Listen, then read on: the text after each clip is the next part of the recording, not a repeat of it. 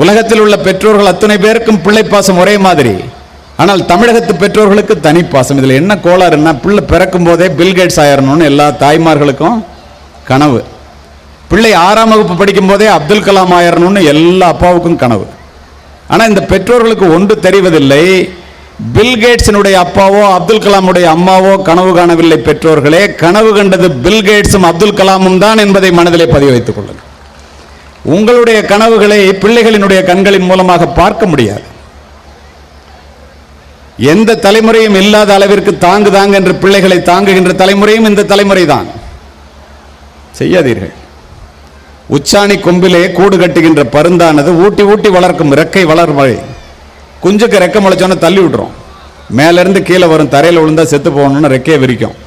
அப்போதான் தெரியும் தாயை போல பறப்பதற்காகத்தான் தாய்ப்பறவை தன்னை தள்ளி விட்டு இருக்கிறது என்று.